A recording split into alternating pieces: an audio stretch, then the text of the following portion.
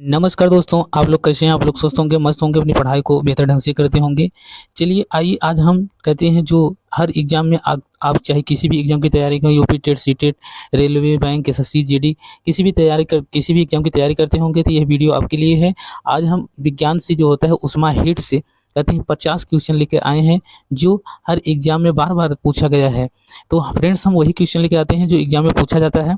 ठीक है, चलिए अब शुरू करते हैं बिना कहते हैं टाइम गँवाए, ठीक है? चलिए आइए हम देखते हैं आपका पहला क्वेश्चन क्या होने वाला है, ठीक है दोस्तों? तो आपका पहला क्वेश्चन जैसे आप देख पा रहे होंगे, हमें उम्मीद है कि ऊष्मा का SI मात्रक क्या है? कहते हैं जूल है। क्या है? दोस्तों फ्रेंड्स जूल है। तापमान का SI मात्रक क्या है? केल्विन है। ऊष्मा क्या है? ऊर्जा का एक रूप होता है, ठीक है? कहते हैं ताप क्या है? गर्मी या ठंडक की माप। कहते हैं गर्मी और या ठंडक का माप ही क्या होता है? ताप होता है, टेम्परेचर होता है।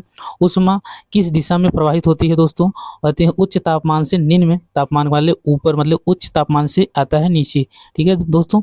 तो ऊष्मा कहाँ से कहाँ तक चलती है? प्रवाहित नहीं बहती, किस दिशा में बहती है? उच्च तापमान से निम्न तापमान की ओर चलती है। ऊष्मा के कितने प्रकार होते हैं? ऊष्मा के 2 प्रकार होते हैं, एक गुप्त ऊष्मा होता है, एक आते हैं प्रकट ऊष्मा होती है। विशिष्ट ऊष्मा क्या है? 1 केजी पदार्थ का तापमान 1 डिग्री सेल्सियस बढ़ाने में लगने वाली ऊष्मा को हम क्या कहते हैं? कहते हैं उसे हम विशिष्ट ऊष्मा कहते हैं। आइए दोस्तों अगला देखते हैं। कहते हैं क्वेश्चन नंबर 8, जल की विशिष्ट ऊष्मा कितनी होती है? 4200 कहते हैं जूल प्रति किलोग्राम डिग्री सेल्सियस। ऊष्मा के लिए संचरण के कितने तरीके हैं? 3 तरीके हैं। वे कौन-कौन से हैं? कहते हैं जो चालन, संवहन, विकिरण में ऊष्मा चलती है। ठोस में ऊष्मा का संचरण कैसा होता है? चालन के द्वारा होता है। और द्रव और गैस में ऊष्मा का संचरण कैसा होता है? संवहन के माध्यम से होता है। ठीक है दोस्तों, अगला क्वेश्चन देखते हैं। फ्रेंड्स आइए, सूर्य से पृथ्वी तक ऊष्मा कैसे आती है? विकिरण के माध्यम से। अगर पूछा जाए सूर्य जो होता है, सन से पृथ्वी अर्थ तक ऊष्मा किस माध्यम में आती है? तो वह विकिरण के माध्यम से आती है। सबसे तेज ऊष्मा संचरण कौन सा है? विकिरण है। सबसे धीमा कौन सा है? चालन है। ठीक है, सबसे धीमा ऊष्मा कौन सी है? चालन है। सबसे जो होता है अच्छा ऊष्मा चालक कौन सा होता है? धातु में होता है। खराब ऊष्मा चालक क्या कहलाता है? कुचालक कहलाता है दोस्तों। चलिए अगला देखते हैं क्वेश्चन। ऊष्मा का तापमान किस यंत्र से होता है, मतलब मापा जाता है? कैलोरीमीटर से। एक क्वेश्चन अभी पूछा गया था। कहते हैं यह वेरी वेरी इंपॉर्टेंट है दोस्तों। कहते हैं तापमान, कहते हैं जो ताप होता है मापने का यंत्र क्या होता है? थर्मामीटर में। 0 डिग्री सेल्सियस किस तापमान को दर्शाता है? हिमांक को। 100 डिग्री सेल्सियस किसे कहते हैं? क्वथनांक को कहते हैं। कहते हैं 100 डिग्री सेल्सियस में क्या होता है? पानी उबलने लगता है। कहते हैं गुप्त ऊष्मा क्या है?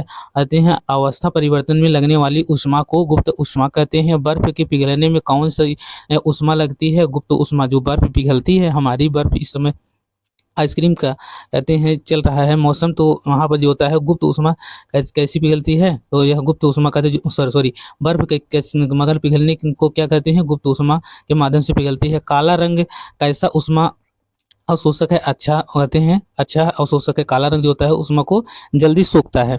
सफ़ेद रंग कैसा है? परावर्तक है।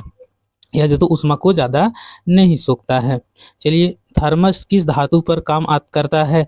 ऊष्मा संरक्षण जो हम थर्मस जो होते हैं काम प्रयोग करते हैं पानी पीने के लिए, उसमें कौन सी ऊष्मा होती है? गुप्त संरक्षण का कार्य करती है। ठीक है, कोई चाय या पानी रख देते हैं तो ऐसे की वैसे ही बनी रहती है, तो उसे थर्मस में कौन सी अगर ऊष्मा कार्य करती है तो ऊष्मा संरक्षण कार्य करती है। किसमें ऊष्मा का संचरण नहीं होता है? निर्वात में। कहते हैं निर्वात में जो होता है ऊष्मा का संचरण नहीं होता है।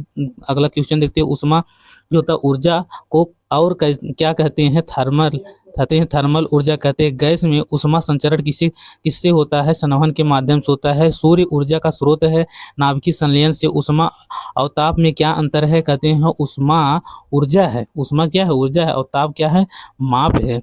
कहते हैं ऊष्मा जो होता है ऊर्जा है और ताप को माप है, जिसे मापा जाता है। ठीक है, अगला देखते हैं। गर्मी में हवा ऊपर क्यों उठती है? गर्मी में जो हवाएं होती हैं ऊपर क्यों होती है? घनत्व कम होने के कारण।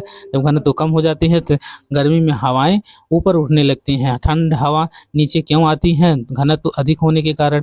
जब घनत्व अधिक हो जाएगा तो ठंड हवाएं जो होता है नीचे आने लगती हैं। ऊष्मा का प्रभाव क्या है? ताप में वृद्धि दोस्तों। चलिए अगला देखते हैं। अगला क्वेश्चन। लोहे की छड़ गर्म करने पर क्या होता है, फैलती हैं। जब हम लोहे की छड़ को गर्म करते हैं फ्रेंड्स तो क्या होती हैं, वह फैल जाती हैं। ठंडा करने पर क्या होता है, सिकुड़ती हैं। वही बात है, जो लोहे की छड़ को ठंडा करेंगे सिकुड़ती हैं और गर्म करते हैं तो फैलती हैं। ठीक है, किस पदार्थ की विशिष्ट ऊष्मा अधिक होती है, जल की विकिरण किस माध्यम से होता है, बिना माध्यम के होता है।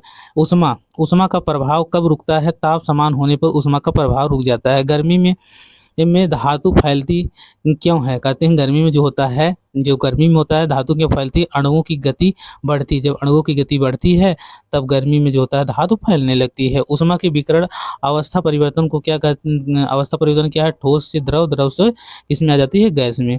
ऊष्मा का विकिरण अवस्था, अवस्था मतलब कैसे परिवर्तन हो, तो पहले ठोस रहेगी फिर उसे द्रव में जाएगी फिर तब जाएगी लास्ट में गैस में चली जाती है। चलिए आइए देखते हैं, पसीना आने से शरीर ठंड क्यों होता है, वाष्पीकरण के कारण। और कहते हैं ऊष्मा ऊर्जा का रूपांतरण किसमें होता है, कार्य में। सूर्य का ताप कैसे मापा जाता है, पायरोमीटर। ये कई बार पूछा गया है, जो होता है सूर्य सन का ताप किससे मापा जाता है, पायरोमीटर से। कौन सा रंग अधिक ऊष्मा अवशोषित करता है, काला। सॉरी यही, हाँ सही बात है, काला जो होता है सबसे ज़्यादा अधिक ऊष्मा को अवशोषित करता है, सफ़ेद उसका रिफ्लेक्शन करता है, कम सोखता है। थर्मल संतुलन क्या है, कहते हैं जब ताप समान होता है उसे हम क्या कहते हैं, थर्मल संतुलन कहते हैं। ऊष्मा का सूत्र क्या है, Q बराबर mc डेल्टा टी। ठीक है दोस्तों, आते हैं ऊष्मा की इकाई कैलोरी क्या है, ऊर्जा की इकाई है। ऊष्मा की जो होता है इकाई क्या होती है कैलोरी में, तो पूछा जाए ऊर्जा की इकाई होती है। एक कैलोरी कितने जूल के बराबर होता है, 4.2 जूल के बराबर होता है। ऊष्मा से पदार्थ में क्या परिवर्तन होता है, भौतिक परिवर्तन होता है। यही लास्ट क्वेश्चन था। ठीक है दोस्तों, चलिए फिर मिलते हैं नेक्स्ट वीडियो में। तब तक तब तक अपने पढ़ाई को बेहतर ढंग से करते रहिए। और कहते हैं अगर हमारा वीडियो पसंद आए तो वीडियो को लाइक करना, शेयर भी करना, और नए हो तो चैनल को सब्सक्राइब करके रखना, क्योंकि हम फिर नेक्स्ट वीडियो लेकर आएंगे। अगर सब्सक्राइब नहीं करके रखते हैं तो आप वीडियो मिस कर जाएंगे। ठीक है, चलिए फिर मिलते हैं फिर नेक्स्ट वीडियो में। तब तक के लिए जय हिंद, जय भारत, वंदे मातरम।